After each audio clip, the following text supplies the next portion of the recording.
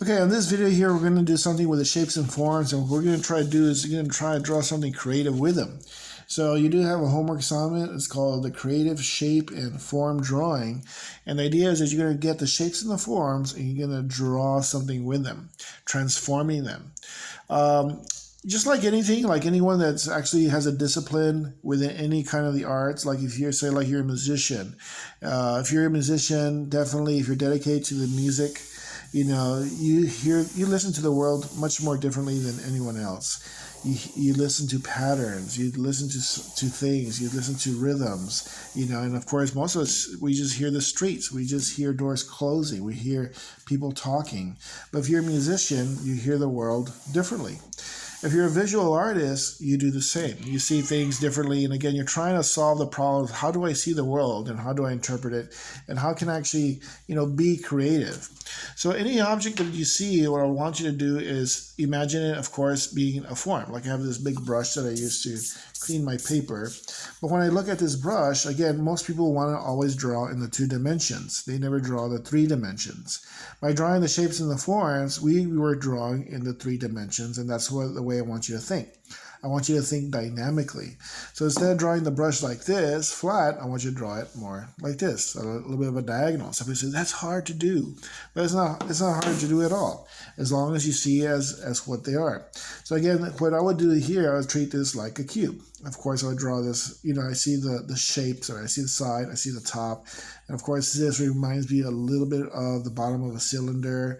You know, this, of course, has that little bit of that roundness to it. It kind of tapers inwards. I see a little bit of that triangular shape here. As far as the hairs, well, they're just lines in rhythm. You know, of course, I just change them up a little bit. But this is definitely easier to draw. If I want to draw this again, most people think in the 2 dimensions, you know, most people do. When they draw a house, they draw it from the front. When they draw a person, they draw it from either a profile or a frontal. But most people do not think of in 3 dimensions. So remember when we were drawing the cube, we draw the cube kind of moving this way or that way. Well, let's do the same thing with the brush. Now, as far as the brush, I know that it's kind of thinner here. So what I do here, again, we're going to play with this idea of diagonals and not so much horizontals. When you draw horizontals, you're already kind of prepping it to look very, very flat. But when I draw a diagonal, so okay, now it's starting to move. So just like a cube, I'll draw the metal part. So again, what I'm trying to do here is I'm trying to get people ready to be more creative. So when I draw that, I said, well, when I do look at the brush, when I did draw the cube, well, I knew from a corner the lines moved down. You know, just like the cube, where they went more vertical. Maybe this is a little bit longer. Maybe this is going to be a little bit shorter. Then you can also connect them. If it's moving into space, you know, I can make this a little bit thinner, and maybe this one just a little bit wider. As far as from here, what would you do? Well, this one moves back. As far as this, I start drawing the shape. You know, say, well, this is the middle. Well, from one place to another place. You know, make sure that these are parallel, 1, 2, and 3. From here, I say, well, this is the middle, you know, the middle of the handle. I'm drawing super light because it's not supposed to be there permanently, but I can always use my wrist, you know, to draw those nice curves on the brush. So again, I'm drawing my own version, but again, I just use a nice little turn. I'll do that again here, draw that nice little turn. As far as on this side, I'm going to do the same thing. You know, is it going to come out perfect? No, not at all. I should have turned the paper. Use my wrist going the other way. As far as this point here, I'm going to say it goes inward. And as far as this one over here, it should come around here like that. And this one will turn in this way. As far as the brush, if I went down this way, then I'll go down that way too. As far as this one here, you know, just follow that same contour, just like we did with the ribbon. You know, follow the contour, and that's looking pretty good. You know, this looks pretty good. As far as the handle, that was the most difficult part. As far as the hair itself, you know, but some people say, well, that's not really a form. That's the texture of it. Yeah, well, I mean, you can again get an idea of where should it go. You know, how you know, very, very lightly, very, very softly, and then from there, of course, you can draw the lines. You know, sometimes some maybe a little bit darker, some a little bit lighter. So maybe going this way, so we're going that way. But again, we've done all these exercises. We play with this idea of moving the paper. We also have this idea of rhythm. We have so many strategies already. You just want to make sure that you apply them, and you'll have more success. So again, I know that not everyone is an art major, but again, everyone wants to be successful. Everyone wants to have this sense of success. And again, because again, you want to have that sense of confidence. I want to be able to achieve something. I'm not really a dancer, I'm not really a singer, but maybe art is one of those things that I can do more of. But again, that's my brush. And again, I began as just a nice little diagonal, and I just kind of pushed it a little bit. But again, you can definitely see the cubeness here. And again, if you do want to make it look more like this, we say, well, okay, it's not like that. It's not that super straight. It has a little bit of a curviness. Well, you can always tweak it. You can always tweak anything that you want to. But the idea is that everything is a shape or a form. You have to, of course, just look at it. As far as portraits, as far as faces, everything can be a shape or a form. Anything. Now, for this assignment here, what I want you to do is create a composition using these shapes and forms. When you think about the word composition, it's about pulling together elements. Like most of us, of course, we do compositions and with a written word. We compose by having, a subject, maybe a main subject. And of course, you want to make sure that you balance it off with some minor subjects, some characters. And of course, there's just so many things that go along with it. And you compose it. You put it all together. You try to have a sense of rhythm with it. You try to have some climaxes. And of course, you try to have the sense of movement that goes through the story. You compose your closet. So what do you mean compose your closet? Well, I'm composing all my clothes that are for the summer, and I'm arranging it with the stuff for winter.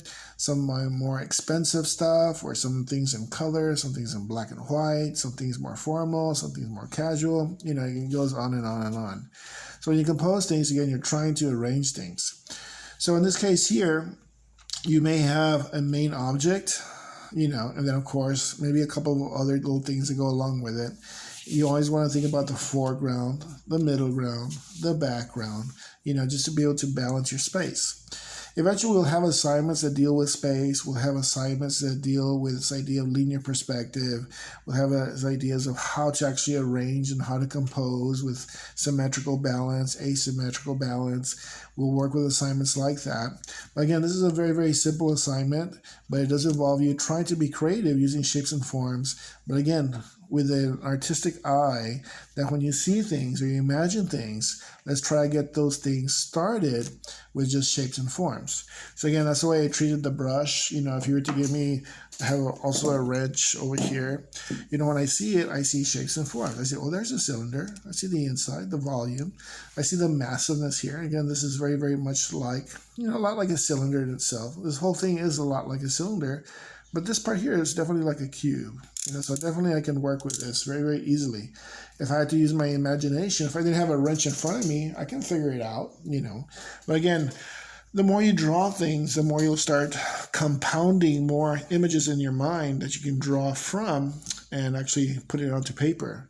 So if I wanted to draw a tank, if I want to draw a helicopter, if I want to draw a person, I want to draw a hen, I want to draw a cat or a dog, again, you can use those shapes and forms just to begin with, and then from there, you just kind of tweak them. Again, you can always use a camera and just kind of look at objects and how do I draw a chicken? Okay, I see that. It's a triangle. I see the circle. Okay. And then from there, you just change it. You just change it very, very gradually. But again, that's going to be the idea for the creative shape and form, and it can definitely look very, very animated. You can animate a cube. You can animate a sphere. You can do whatever you want to. You can make it into a character. A lot of people that are actually in the drawing class, they're there because they want to be animators. They want to be something within. Because art, of course, a lot of inspiration comes from, of course, cartoons. So if I were to draw these two little shapes, could I do something with that? Could I have fun with it? Yeah, you can definitely have fun. You say I want to draw it into a face, and again, I'm using. This will be the ear, but again, 3/4. The other ear will be somewhere over here. As far as eyes, I'll draw an eye here and another eye over here, but a little smaller. As far as a nose, I'll draw a nose, maybe here. And of course, a mouth. And that's what I have. Can I do something with that? So I guess so. Kind of put myself in a corner here, but let's see what will happen. Should I start off with the eyes first? I would guess. As far as the eyes, again, there's a lot of personality. Maybe I'll leave those for a little bit later. I'll draw the nose. So as far as the nose, again, we have this idea of roundness. I'm coming back and kind of clean up the contours. We have the nostrils that go underneath and go like this and goes around. As far as the mouth, I don't know, somewhere down there. As far as eyelids, we have to wrap them around. You don't want to make sure you curve them around. As far as the eyes, it looks like the eyes are kind of opening more so towards the center. But this is where I'll use my shading. I'll go a little bit darker and do some little transitioning. I'll push, go a little bit darker there, fade it around. As far as underneath the eyelid, I'll also use that opportunity for doing a little transition there, darken over here a little bit, put a little transition there, darken the side a little bit, move it inwards a little bit. Again, as far as, not everyone likes cartoons or anything that looks somewhat animated, but I say they have a lot of potential for, of course, creating the sense of a person or something like that. So again, it's like, where are you coming up with this shading? Where do you know where to shade from? Well, again, you always, of course, have to observe people, observe the form of a face. It's always, of course, a little bit darker. Sorry, couldn't see it there. Again, sometimes, of course, it's inside the eyes are inside of a socket inside of the head. So again, I'm always transitioning over. I'm blending over this way. As far as underneath the eyes, I'll put some shading in here, kind of push it around this way. As far as over here, so where are you going to push this? I'll push it up or push it to the side. As far as underneath, I'll push a little shading right here. Remember, like the sphere, put a little shading there. I'll pull it upwards a little bit. On the other side of the nostril, I'll push that inwards, put a little shading here. But definitely you can see how it's coming around. Something that seemed very, very flat, something that seemed very, very lifeless, it does have potential. But again, I use just the basic shapes. I use a shape here, a shape here, a shape there, a shape here, a shape there, and just kind of work from there. As far as the mouth, I think I'm going to draw mustache, inspired by the brush. But again, I want some irregularness, I don't want to make sure, I don't want all the hairs to look like they're coming from the same spot. As far as the paper itself, I notice I'm using the back side of the paper. The back side of the paper doesn't have as much tooth. So it doesn't want to see, it kind of like, again, a little bit on the soft side. My shading doesn't really appear to be very dark. Again, you can always feel for the tooth. The paper that I give you guys for the drawing class, there's a side that's a little bit more toothy, and one side is a little bit slicker. The slicker side, again, it can be good. Some people like that, because again, it doesn't leave that snowy texture behind. But I like the texture side a little bit more. As far as the mustache, it looks pretty decent.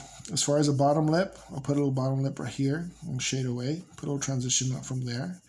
It doesn't have much of a chin, so I'll just leave it like that.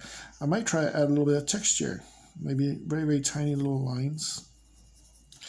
It definitely has a good sense of attitude to this. I can start seeing it.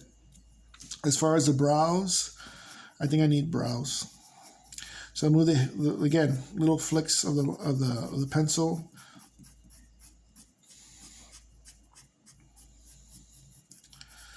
But again, anything can be a shape or form. If you want to draw a toaster, if you want to draw a toast, if you want to create a composition with, a little cup of tea, or you want to draw a little teapot, anything. But again, you can be ultra creative. You can just kind of let go and just try to do things that, again, almost everyone draws things. Everyone has a certain, little selection of what you normally draw.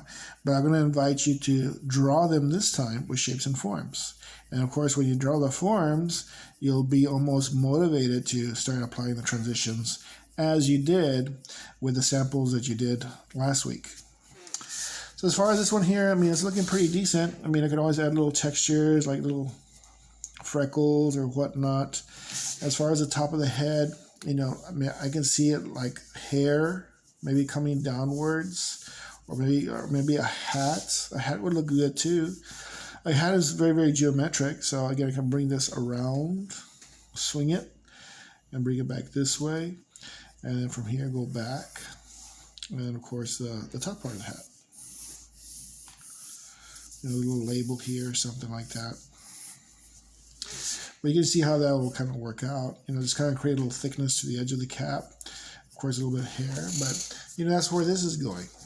As far as other things, again, I did mention like this idea, like a little teapot. So you draw the circle, and then again, like an oval, like an oval, like an oval, like another oval, maybe a little bit of a point, and just kind of one to the other, one to the other, one to the other. And then you have a really nice lid. As far as the opening, again, rounded, maybe around it here, connect this to this, connect to this to that, or a little bit wider. As far as the handle, maybe it's back here. Draw one line and then another line underneath. And you have a nice little pot, and from there, of course, is how about the cups? You can draw the cups, sure. As far as one of the things you do want to do also is you want to make sure that you overlap. When you overlap things, you really create a really nice sense of space, and that really makes it look more interesting. If I was making this drawing here, so I'm going to draw some little napkins, I'm going to draw a little plate here, here in the foreground. And here's the base of my plate. Bring this around. We could draw some cookies, one here, one here. You can make some little, this one might be kind of broken in already. Some other things. But again, I'm creating space and creating push. Maybe this is the back of the table. What else could there be? Well, maybe you could draw a vase. Well, again, the vase, again, the idea is circular. Draw a really nice base for it. Maybe a little bit more slender towards the bottom. So I'm going to use a couple of forms or a couple of shapes to kind of get started. As far as the vase, maybe it is flat in the top. Say, no, flat looks kind of too flat. Well, make it open just a little bit. And then this will be where it's, attached. And of course, you can draw all these kinds of flowers and all kinds of things, but you can draw a nice little pattern that goes around it.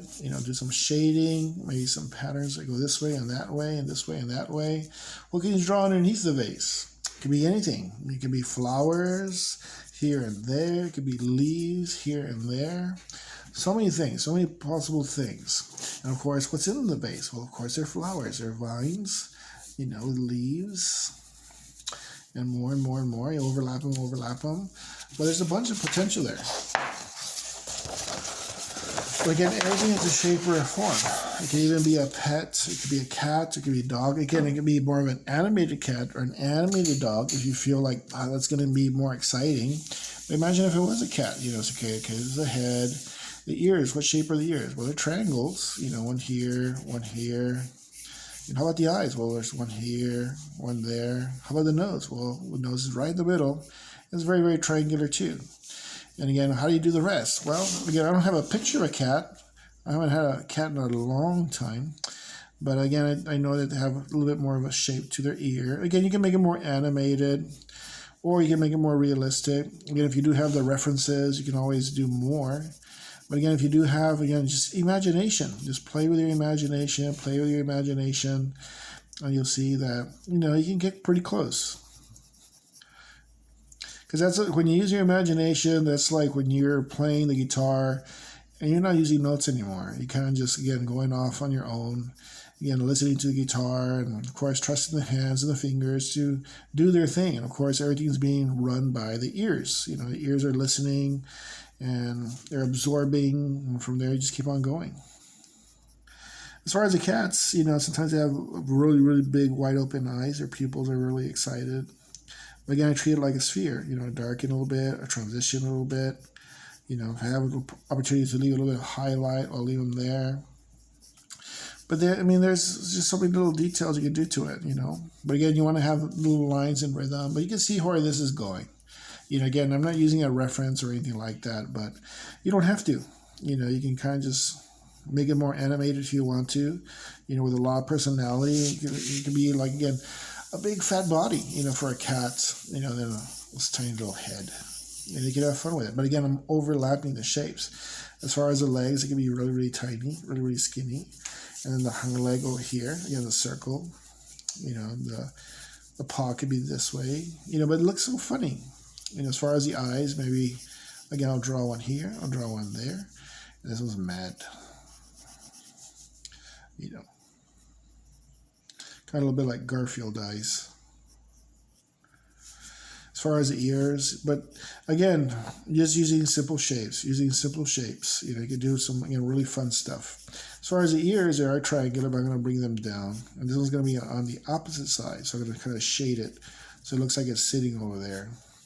But again, most of us are in the world of art just because more likely is something dealing with cartooning or animation, and of course you outgrow it as you start learning about other stuff, and some of that magic fades away for at least a fascination for doing things that are cartooning. But again, the creativity is off the charts. You know, there's a lot of potential. But again, I'm just using the shapes and the forms. And I'm just kind of working with it as it is. But again, the shapes and the forms are a platform for me to kind of move forward. So again, the little circle shape, that's where it started off with. It's a circle shape, a circle shape. And then from there, of course, I can change it. I start tweaking the drawing a little bit. As far as here, I can have that little bit more circle there. And this goes underneath. So his legs on the other side. But I really like this one. I like this little drawing, more so than a realistic cat. But again, the realistic cat is a challenge. And of course, the animation is not that this one's not a challenge, but this one again has that sense of wonder. So I wonder where this is going to go. Again, you always feel like sometimes, I'm going to mess it up with the next line. But again, that's what adds the exciting part. There's no script. You know, you're kind of making your own thing. And again, you can always use the shading to amplify whatever you're trying to do. So by shading a little bit underneath, you know, it really pops that out. But again, this is where that began, with just a couple little shapes. But again, anything you want to draw, again, it could be an idea of a candle, it could be a piece of cheesecake. But again, like when you draw a piece of, again, you don't want to think in horizontal lines. You know, draw the lines moving upwards. So again, I'll draw that triangle, draw two verticals. And again, if this is a piece of cake, I say, well, it has to go around. It has to go around the edge. It has to be a wedge. And this part goes down this way. So again, rotating the paper, using your arms to rip the lines across. Then you can add some little bit of cream. Bring this one up like that. Bring this one around, you know. But again, this will be like a very, very preliminary. And then from there, you can keep adding more and more and more and more. Again, this is a little sketch. And then you have that sketchbook to fill up too. So again, you can fill it up. You know, instead of being so straight, maybe I'll kind of make it a little bit more of a wavy line. And of course, you can always add things. If I haven't drawn the plate yet, the plate will go somewhere here. You know. But again, you can see the potential of everything. But again, you're going to be using this composition. You know, use shapes and forms to kind of guide you through it.